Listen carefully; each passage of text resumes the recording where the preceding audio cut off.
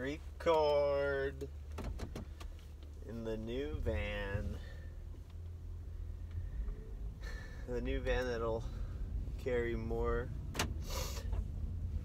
girls. One more. And a good thing about having a van when you're driving, you don't even remember that you are driving a van, so it's all good. The other car was so tight, and it just, I guess life just happened to me. And you get the van, better gas mileage, what they say, more seats, and my folks made it super easy on me also. So they've always been great at just taking care of us, providing us with so much and so many opportunities. I couldn't ask for better parents. And part of the reason I was spoiled, not getting everything I wanted, but just lucking out, getting two parents that are still married, that still like each other, that have never had any type of real substance issue or financial or legal issues. They're just head down and they work hard, and they've always provided the best for us. So I think that's also partly why I've always felt less than, is that I'm just not measuring up to all the accomplishments and the work ethic that my two parents and my brother put out there into the world. And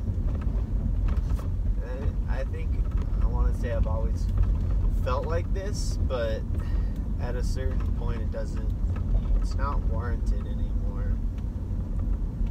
I think about the time I got to probably high school, or the time pretty much once my brother started working, making money, but he was always the type of person that was out there trying to like make moves, and I guess not like, I mean, he's a hard worker, and I guess I could be considered a hard worker in my own way also. But one memory I have that I'm not sure why it's coming to the front right now, but we were getting the grass redone in the backyard, and so they bring those little squares of grass, sod, and the people that were laying it down for us, I don't remember if my dad offered Andy up, or if he, when he was like, he had to be like, I don't know, 12 or 13, maybe younger, he asked if he could help. But at some point I just noticed him, he was out there carting bricks of grass with the other guys, helping them bring them out there. I'm sure they showed him how to lay it down, and can't be too difficult, but I did not go out there and I did not help. I don't know if they asked me. They probably didn't, but I don't think, even if they did, I probably said no, as just never been super just connected to, what is it, like construction work or working with your hands, or figuring out the way that things work, or comfortable being out, just doing man shit, I guess. And I'd spent quite a few summers and winter breaks helping my brother out with plumbing, being a plumber's apprentice. You know, I learned how to thread pipes and just do basic stuff. More than anything, I just rode around and got people tools and cleaned up and helped lift stuff that was heavy and nail plated, and just did real simple things. But I don't think I ever, other than being excited about how much money it paid, which when I was doing that I had no job, so any money was better than nothing. But I don't think I ever got to a point where I was super engrossed in it mentally or intellectually and wanted to take that to the next step. And I don't know, I could never visualize how a pipe's like supposed to run and all the things you could do. I could figure it out after numerous times of just repetition. I could do that, but obviously the opportunity was presented to myself over and over again over the years to be like a full-time and learn how to be like an actual plumber. But my response would always be, I don't have the mind for it, and I just don't like it. But when this opportunity presented itself to be in the office, that was better money than my situation was at the time, and easier to understand, just clicking buttons and making paper and units move from point to point. And it's an integral part of the business also, and it's consistent. And obviously my comfort level was better at that point. But yeah, I don't remember ever really hanging around my dad when he was doing the man stuff and fixing stuff or making stuff, and not unless it was for me, and then I kind of felt obligated to stand around. But I don't think I never sought that interest out. I never went out of my way to like understand it. Or like cars, I don't know anything about cars. I could open up the hood and it's just a puzzle. It's just a bunch of shiny parts, and I don't know what does what. And I don't know, that's part of it's this generation. We don't need to know as much, because you can just pay and send it to the right people and that stuff can get there. But I've always felt just less than, just because I don't know all that stuff. And I never took all the time to learn all the stuff. And I guess I'm saying I wish I had. I wish I had like a more not centralized, but a more focused like career path. I think my dad's been in the computer software. He was in the computer software and engineering, electrical engineering sector for forever, until he started helping my brother out, and he still enjoys the daily challenge of that stuff. And my mom taught for a really long time, until it was, my brother and I were both out of college and had some sort of career path. And again, I've always said that I felt like she hung on teaching for the last 4 or 5 years, because I think she just wanted to make sure I was headed in some sort of direction. And I kept myself busy at school and PE and volleyball and various things, but I think I've always just felt like I'm still searching for what I'm supposed to be doing, and it doesn't feel good to be searching still. And something like my hand last month, then just going down and just having plenty of time to just sit and reflect, for me it didn't feel good either. I always make a joke about why I'm always listening to podcasts or watching videos or listening to music, because I don't want to be alone with my thoughts. And I'm joking, but I'm not. Like, I don't know, I just feel so I don't know, like I'm just not contributing. I'm not to the potential that tendencies in my family, and know it's a negative way of thinking, and I should stop doing that, but it just kind of is the way that I feel sometimes.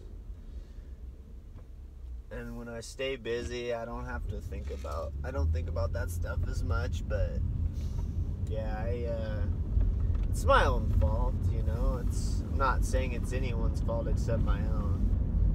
It's no one's. Your own motivation has to come from within. I'm slowly finding, and I just don't. I don't know. I've always felt like a C plus, and I feel like I talk so much about being passionate about stuff, and I feel like I find things that I am passionate about, but I'm only passionate up to like a C plus or a B minus. Like if we had to put a grade on it or something. Like I'm not sure if I've ever been obsessed with anything productive, really. And I think,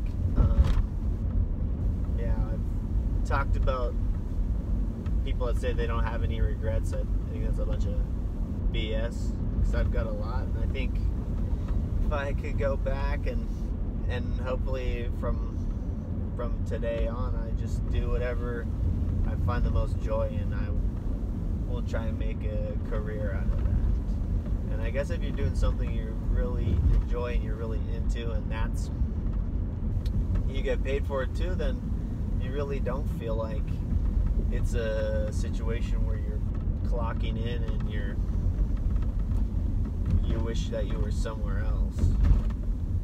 And it makes me also think that the passion for that's going to get robbed if you end up doing it for too long.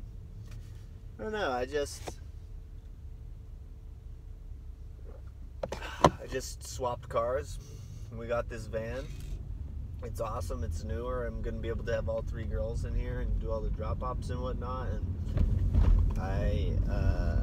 my other car is going to be gone now, and so I had to come to terms with not having my car and anymore that I had for like 10 years. I didn't cry or anything, but I was really like back to the situation where I had grown like sentimentally attached to it, and I thought about all the times I had been in there, and then I also realized that it's just a hunk of metal. It's just a car, and then it's gone. And I don't know. I think that I'm not sure where I was going with that car. Talking about the cars. I don't know. Oh, probably that I've never even bought a car. I've never gone and even looked for a car. It's just a car. I've always, like, a car's great because it'll get you from point A to point B, but I've never obsessed over a car and researched a car and found the right, engine size or the wheel and the wheelbase, and I've never modified a car at all. I've never been like obsessed with the way that my car is gonna look and how people are gonna see it from the outside or how fast it's gonna run. And my other car, it was like almost Christmas time, so we must have been on winter or spring break, so I wasn't working at the time, and my folks took me on a rainy day. I believe it was December 22nd, and we went and bought that car. But they had to bring it up, and they had to take it. Like, I've never gone to a dealership and looked at cars to buy cars. It's always been instigated by my folks. And I think this is just all, it all revolving around, I just don't like confrontation, and I cringe when I even say the word confrontation, because it feels like there's such a negative connotation with it. And every time I hear the word confrontation, it is you and a bully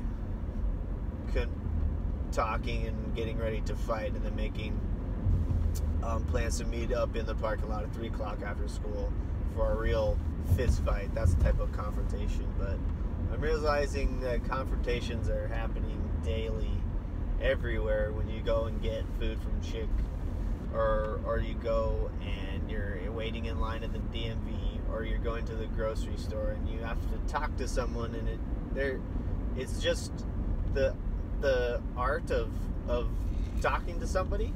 Is that really what a confrontation is?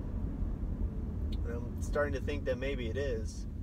And I've never felt confident talking to people, I guess, unless it's about something that I know a lot about, or I'm super passionate about. I could talk about football with people for forever, and I think I could talk about skateboarding and volleyball to an extent, but not politics, no, because I don't research it. I don't know anything about it. I'm not super passionate about it. But yeah, I've gave myself this own little characteristic that if we've got to shoot the S, or we have to do small talk, not smallpox, but I've only got about 5 minutes of real good back and forth BS banter. And honestly, when I'm talking to people, if I don't know what to say, I literally will talk about the weather, which is the corniest, most cliche small talk to have, is to talk about the weather. So just saying that, I'm going to make an effort to not talk about the weather in small talk ever again, just because it's freaking corny, dog. But 5 minutes, yeah, I don't know. I think I just start to get anxious, and then what is that feeling that you just don't know what to say? I'm not sure what it is, but I feel it most of the time. And even around people I'm around a lot, my parents and my kids and my wife. I'm not sure. I'd like to know how far back it goes and what is the genesis of that, but yeah, I just don't look forward to just the I guess the back and forth. Definitely don't look forward to anything quote unquote serious and then having to deal with that. Now I think about it, it probably makes sense why I never continued trying to be a teacher, is because every day is just you're throwing your chips on the table, and it's a confrontation all day, every day, and you're speaking in front of 15 to 35 people every time, and if you're not holding their attention, then you can hear the scratching and the typing or the tapping of the pencil on the desk, or you can hear everything that is not people quietly listening to you. And I think it's just because I'm not making it interesting enough. I'm not holding enough attention. And I know I shouldn't be placing all the blame on myself and not being interesting enough. But is everybody having these thoughts? Is everybody feeling this way also? I don't know. I just feel like I missed some sort of big class or course, or there's some cheat code that everybody has that I don't. And I know not everybody has it. I know there's probably people that don't even talk. They don't leave their house and they don't talk. But yeah, I used to really hate paying bills, calling on the phone and talking to people and paying the bills. And maybe I still do a little bit, but not nearly as much. Man,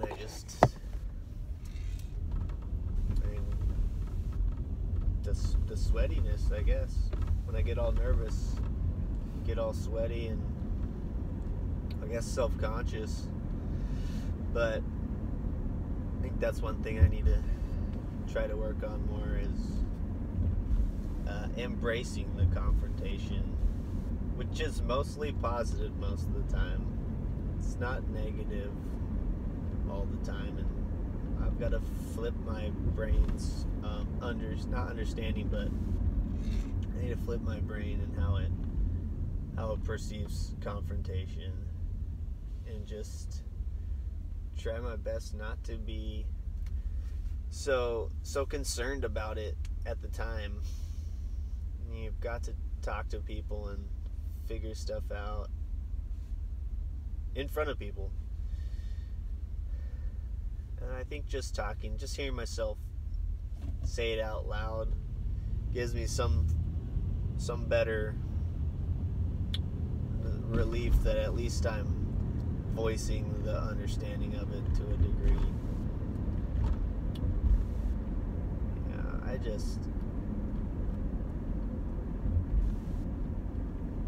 don't know. Just finding it hard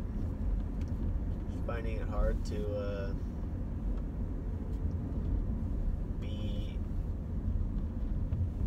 okay with all that I've done.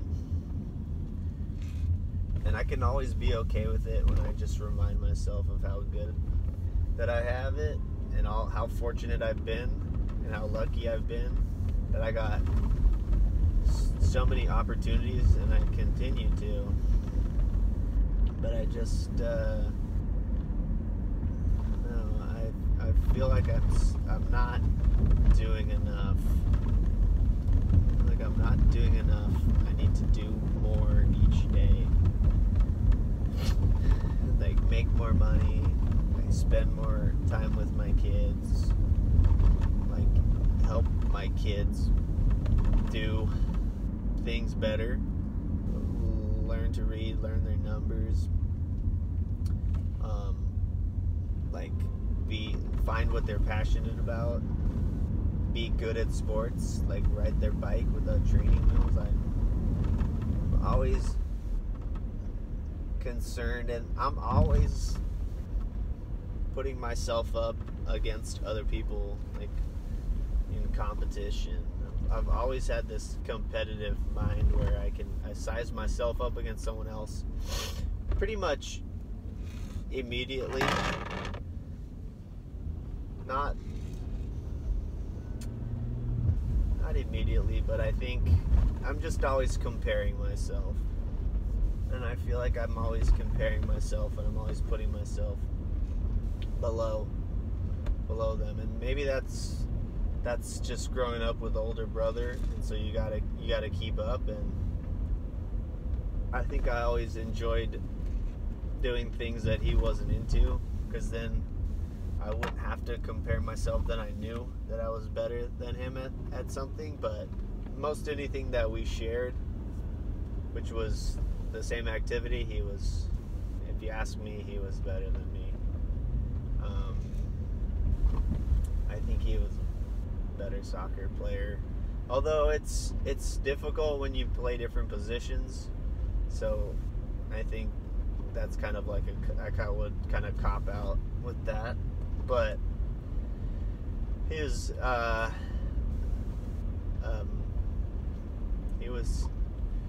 good at surfing. Well, I surfed maybe for one summer, like where I really tried to do it, but I don't think I never had the passion for it. And that was such a big part of his identity. I thought that I didn't want to encroach upon that, so after that one summer, I think then I became like a bodyboarder, quote unquote, but I never felt like I really loved it that much. I liked going to the beach with my homie so we could go bodyboarding. We did it a lot one summer, but I also remember the main thing I looked forward to was leaving our stuff at the beach and then walking to the youth center so we could go get Wendy's. And like, what's that? You don't really like bodyboarding, you just like eating food, which still is a is a highlight of my day, I'd say. But why is eating food the thing I look forward to most? Then it it makes me think, well, if it's not a huge mystery, eating food and looking forward to it is the thing you enjoy most. You should have been a chef or run a restaurant or yada yada, all that. And then I just start to think about how old I am and that it's too late to do that, or it's too late to go to culinary school and then start to. And you want to talk about an industry, I think, where it sounds like you don't see your family very much. I don't know if I can do that to my daughters right now. And that's another thing. I feel like I've got excuses for everything, why I can't. And I think probably I shouldn't be saying why I can't. It's maybe it's how can I without quitting my job. I guess the answer is you have to chip away at it on the edges. You got to chip away at stuff early in the morning and late at night, in addition to having a family. And I guess that just means you sleep less, which is fine with me. I always said I don't really like sleep, but you still need it to be healthy, is what they say.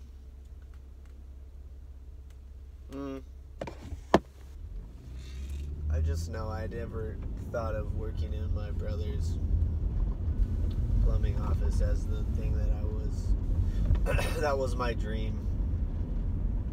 And I try to convince myself that teaching was a dream of mine, but it wasn't. It was just a decision that my parents helped me make, and I said okay. I just didn't say no because I didn't have a better idea at the time. But I think when I was the first summer I taught summer school, it was like an English 9 or some sort of English class where the kids had to do basic, I think 9th grade English, and then they could get credits back. And honestly, that's how summer school works. It's more of a situation for kids to get credits, not necessarily in the subject they need. But anyways, we were doing something called rhetorical praeses, which years later ended up just getting reclassified as a summary statement. And yeah, man, teaching English in high school there was certain like practices or skills they wanted you to teach the kids, and they were boring. And it's been the same way. I think a good teacher can get away from a lot of this stuff, but there's a few things the standards that they really want you to hit. And anyways, we were writing, I think, rhetorical praeses, or we were just talking about something. It might have just been like a quick write that I had up, but it was the old, where do you want to be in 10 years? Me and this girl were sharing ours, and then we had people share them in front of the class, and I wrote, I want to be teaching full-time, married with kids at DP in 10 years. And I was 26, I believe, when I wrote that, and I was teaching in a way full-time when I was the aide in the Bad Boys program. I was teaching full-time, I was married, and I had kids, and so I guess where I saw myself or where I dreamt I'd be, I did it. I did it even like before the 10 years was up. I think I was doing that when I was like 30, 31, 32, 33. I was in that program for like 4 years. So yeah, I did it, and it wasn't like glorious at all, and didn't play super great, and that was actually a super stressful job, just because the kids were coming from such a terrible background, and He just had a lot going on at home, and actually the best place for him was in this program, but it was difficult nonetheless. And so I was reflecting on that the other day, that what I had wanted I got, and I had actually taught an entire school year as an English teacher. That was before we were married and had kids, but like I had done these things. I had taught my own class, did it. It wasn't great. It was this side of terrible, but I did it, and it wasn't like I was dying to go back. And to be honest, if I had gotten some sort of history gig at school, I would still be doing that, just because it would have made my folks happy, and it would have legitimized all my time in college, and it just looks nice from the outside perspective as a person that went to college, and then you actually get a job in the field that you went to college for. So and then when I stopped trying, I guess in that confrontational situation, I just started telling people I'm like over it, or I'm not gonna try anymore. Not that I ever did try hard at all. I would find out that jobs were available, had come and gone, and I didn't even get an application in, and I would be crying because my head was up my ass, because I didn't really want it. I guess I didn't really like it anyways. And now that I think about it,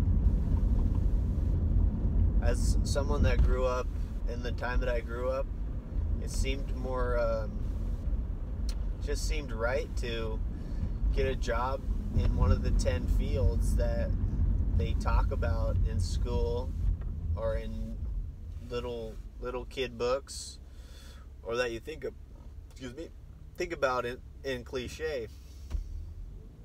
Think about the teachers, lawyers, doctors, firefighters, construction workers. And I'm sure there's a few other ones, but you think of the 10 cliche jobs, and then people get them, and that's the way that life is supposed to go. My brother's a plumber, my mom's a teacher, and my dad was worked in software and engineering and whatnot, so computers. And so I guess I thought I had to be into one of those, and I tried very minimally, and to minimal success. I tried minimally, and I got minimal success. Go figure, right? Go figure. Minimal success. Anyways, yeah, today, who knows? Gonna go get my vax shot, though. That should be exciting. And I should just start burning the candle at both ends. Start chipping away on the edges, and find something that's more enjoyable for my time. And I think just remembering that time is fleeting, and that there's only so much time that we're gonna get, and not to waste it. And I have trouble with that, with not wasting it, and like trying to like live in the moment, and the concept of like live every day like it's your last. And I'm not sure why. It sounds good on paper. I can understand the concept. I just don't. I just get lazy in trying to execute it. And I think because I just don't want to go out into all this confrontation, I guess. Just scared of the world, essentially. For what, though? For no good reason. Just because. I've enjoyed just letting my thoughts pour out more lately. Like I said, I think it's helping me emotionally more than anything. And it's nice to do stuff without thinking about how it might benefit you financially, because not very many people are watching these, and it feels good